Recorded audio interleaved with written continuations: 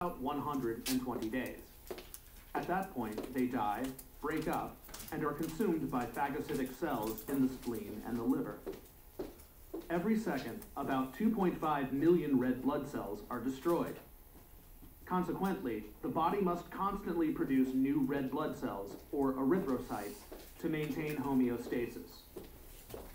The process of producing new erythrocytes, called erythropoiesis, is maintained through a negative feedback loop.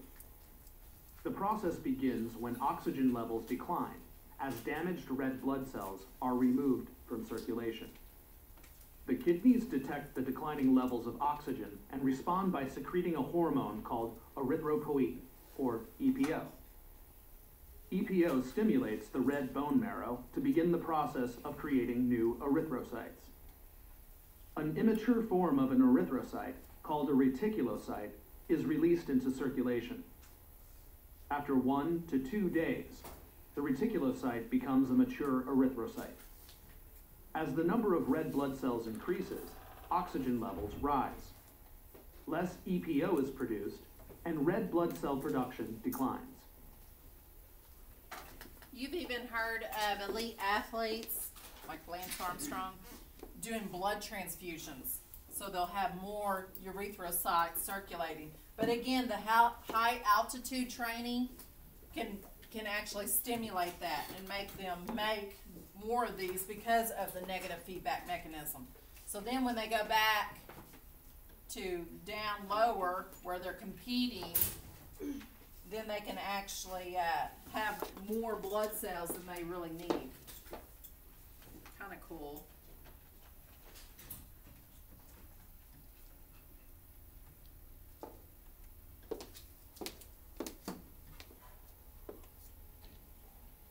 Okay, so they were talking about the 120 days, the red blood cell rolling through, going to the spleen as well as the liver.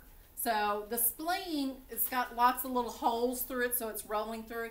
And as the red blood cell hits that 120 days, it gets old and it gets fragile. So it breaks easier when it's going through those little holes, and it'll break open. And then we have phagocytes that we'll talk about, which is a type of lymphocyte. It's a big monocyte, actually. It'll go through it and it will eat up that red blood cell and break it up into its parts.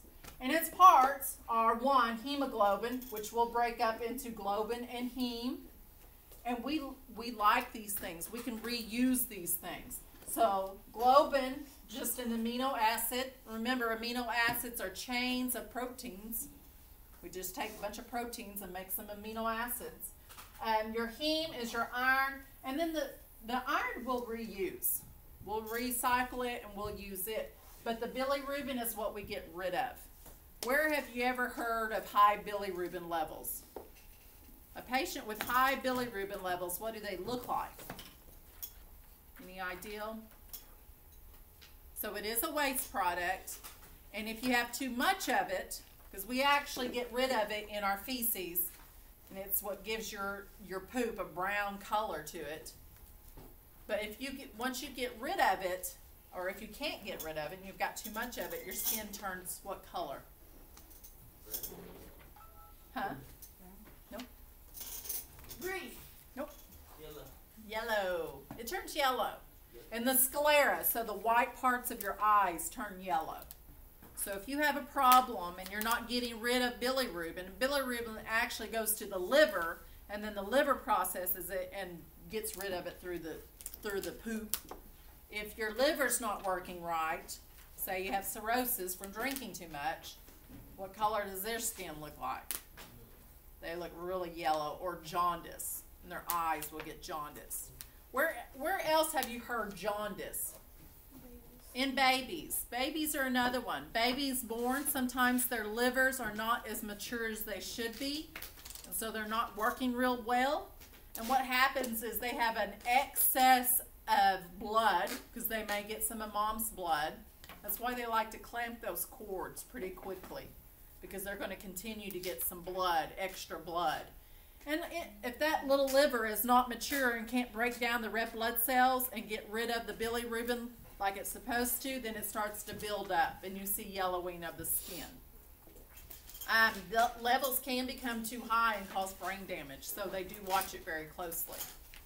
Where else have you seen yellowing of the skin? Maybe in a small spot. Not all over. Just maybe one spot you've seen a yellowing of the skin. A bruise? A bruise, yes. So when you get punched in the arm and you get a big black bruise, because first it's going to be really red, kind of a deep red, and then it starts to turn black. That's just blood. And then when those phagocytes start coming to that area that is damaged and breaking everything down, they'll take and remove all the parts, and they start leaving bilirubin. So as the bruise is healing, it'll turn yellow, greenish color. That's the bilirubin that's left when you've gotten hit by something.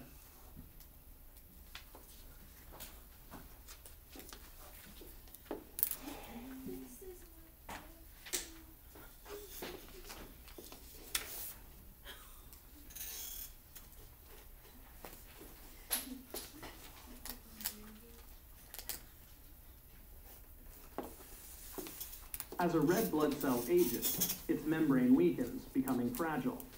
As it passes through the narrow capillaries in the spleen, it begins to break down. Macrophages in the liver and spleen ingest and destroy old red blood cells. As they do, hemoglobin is broken down into its two components of globin and heme. Globin is further broken down into amino acids. The amino acids are used for energy or to create new proteins. Heme is broken down into iron and bilirubin. Iron is transported to the bone marrow, where it is used to create new hemoglobin. Bilirubin is excreted into the intestine as part of bile. So again, gives it that green or yellow look to it. As a red blood cell ages, its membrane weakens, becoming fragile. As it passes through the narrow capillaries in the spleen, it begins to break down.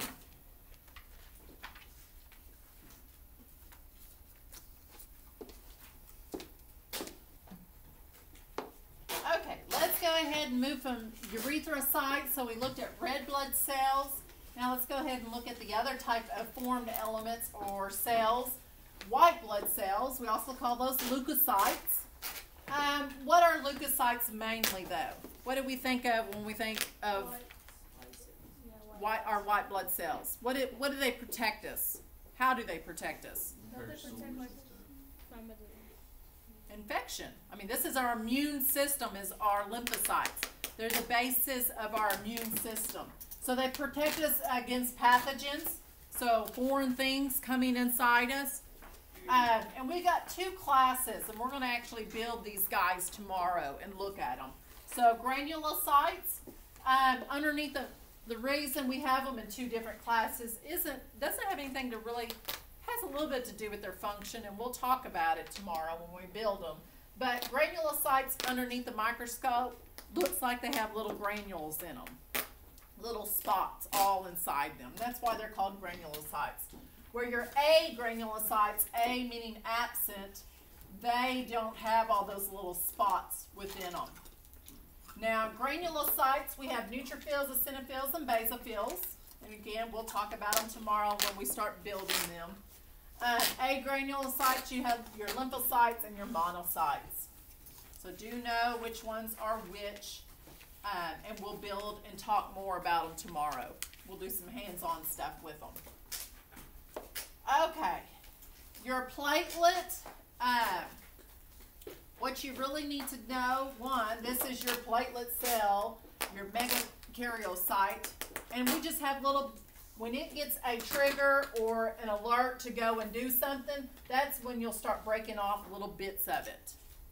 And then they'll be circulating within the blood. Platelets, they make things sticky. So if you have a break in a vessel, and if it's rough there, they're going to stick to that rough edge. That's why it needs to be nice and smooth within the vessels. Because if it's not, then platelets start to congregate in an area and cause a clot. which is sometimes a bad thing. We like clots when we have a bleed, but you don't want to be, you know, going about your day and you get a clot and you end up with a heart attack or a stroke. A move to high altitude would trigger which change in the blood? Will we increase your reticulocytes, decrease them, increase neutrophils, or decrease them? You would increase your reticulocytes. What were reticulocytes again? Stuff from the kidney to make blood. Erythropoietin is the stuff from the kidneys that tell the red bone marrow to make these little guys. But what are these? Yeah, they're baby red blood cells. They're immature red blood cells.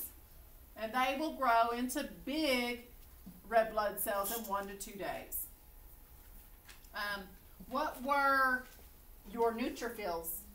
What did they fall under? Red blood cell or white blood cell? They're a white blood cell. Yeah, they're a white blood cell. They're not going to carry any oxygen or carbon dioxide for us. Okay, we started talking about platelets, so that's an awesome time to be talking about hemostasis. Hemostasis, stasis means what? What does it kind of sound like? Like staying. Staying, yeah, stop. So we want to stop what? Bleed. Hemo, we want blood to stop. So in this, we've had a small cut or tear, and when that happens, you see we get very rough edges. Inside here is nice and smooth epithelial tissue, very slippery. We get a tear, it becomes very rough. So then these platelets start to clot, and they start to pile up. The very first thing that will happen before we get these platelets sticking there is you'll cause what's called a vascular spasm. So within these smooth epithelial tissue, squamous epithelial, on the outside we have smooth muscle. Smooth muscle from chapter 2, is it voluntary or involuntary? Involuntary. It's involuntary. We don't have any control over smooth muscle. It works on its own. So when we get a small break, it will spasm and it will vasoconstrict. So it's pulling down, it's contracting and making this diameter in that tube narrow, smaller. So if I have to stop a bleed, would it be easier to stop a bleed on something this big around or this big around? Yeah, smaller. And that's what it's doing.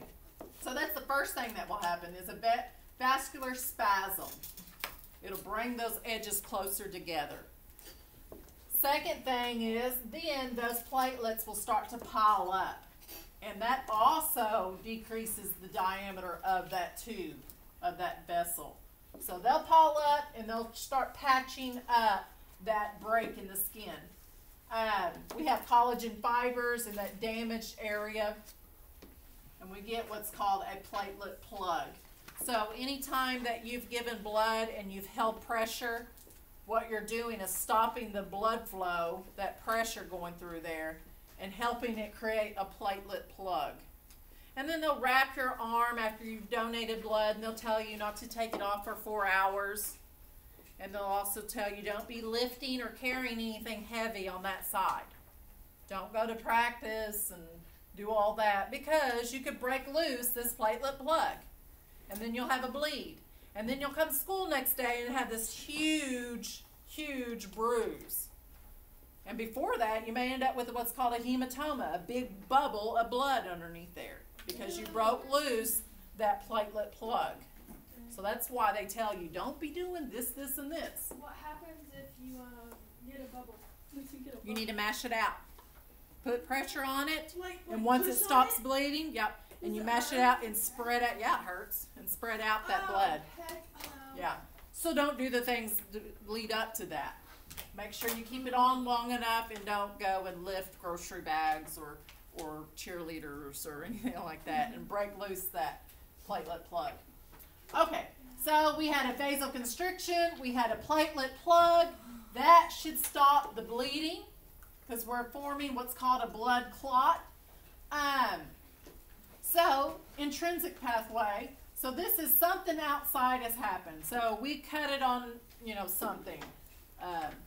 You're cutting potatoes or something and you cut your finger. That's the outside. Inside is what happens in our body to stop that. So all the vasospasms are intrinsic. The formation of the platelet plug, that's all intrinsic. So the very end of it, we have what's called a actual clot form, and that's going to have to do with some clotting factors. Clotting factors are actually formed in the liver, and they're flowing around in that plasma, the water part of our blood. We've got these clotting factors flowing around, and there's a whole bunch of them. I'm not going to make you memorize all the clotting factors or the clotting cascade, but this is a little bit of the clotting cascade, what you kind of do need to know. So you start out with a prothrombin activator. Prothrombin activator just tells prothrombin to turn into thrombin, and thrombin to turn into fibrin. Fibrin is what will actually go in there and make that clot.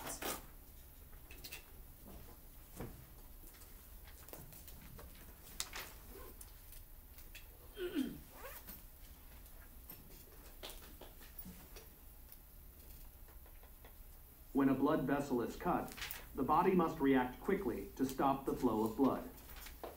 Immediately after an injury, smooth muscle fibers in the wall of the blood vessel spasm. This constricts the blood